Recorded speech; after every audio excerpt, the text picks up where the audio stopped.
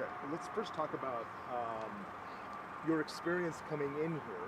You got here what time? I got into the parking lot at about 5:15. Okay. And then I got lined up outside the courthouse at 5:55, or was it 6 a.m., somewhere in that neighborhood? Yeah. And then they let us in at 7. Then we stood in the hallway for an hour and a half before they started letting people in the courtroom. So it was a long morning to finally get a seat in the courtroom for the trial. Have you ever had to do that? Never.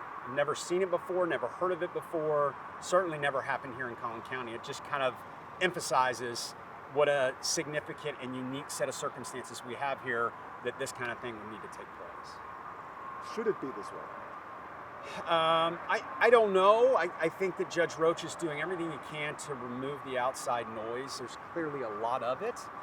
There's protesters, there's lots of interest from the public. I think Roach knows that what happens in this case needs to stay within the confines of his courtroom, and he's just trying to control the message. Okay, opening statements. Were you impressed? I was. Well, first of all, I've known Bill Worski for many years, and he actually trained me years ago.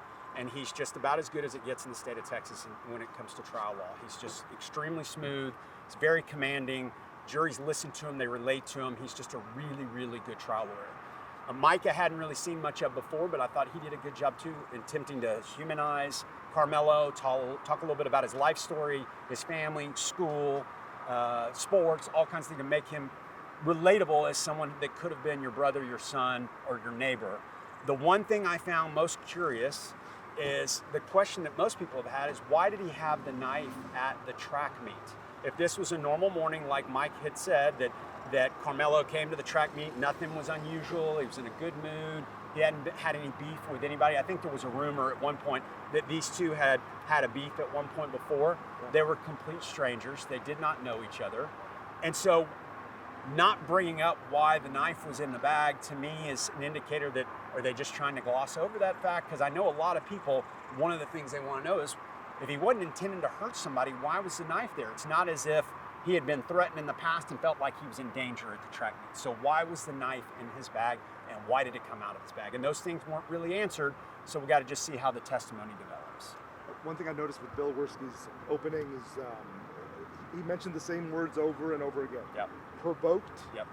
Right? Senseless. Yeah. I mean, that's a very much a thematic theme. He's trying to hammer home kind of their theme of the case, their message of the case. This is what they want to kind of emphasize throughout the course of the trial, and then in closing, hammer home the same exact type of arguments. Yeah. And now we're going into the video. The video is this is a dry part of this, this whole deal, but you have to sort of set the foundation for something. Absolutely. Got to lay the groundwork, getting in all the different angles of the video, the surveillance.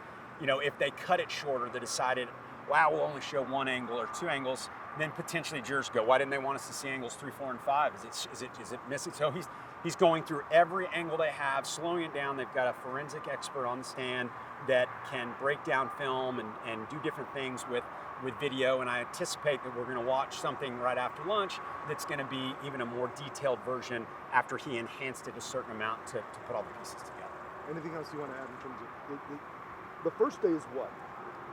To a trial. Well, I mean, there's certainly opening statements. It's not evidence. It's just trying to give the jury an idea or a roadmap where the case is going.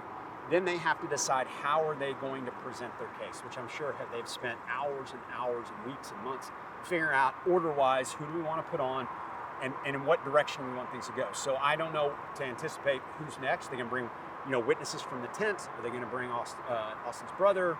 Are they going to bring law enforcement? So I'm not really sure which direction they're going to go once they're done with this witness. Why do you think Austin's twin brother is not inside? I think probably because he's a potential witness, and they probably have invoked the rule that anybody that's going to potentially testify cannot be inside the courtroom as the testimony is happening, because they want him to come in and testify to what he knows, not what he heard in the courtroom.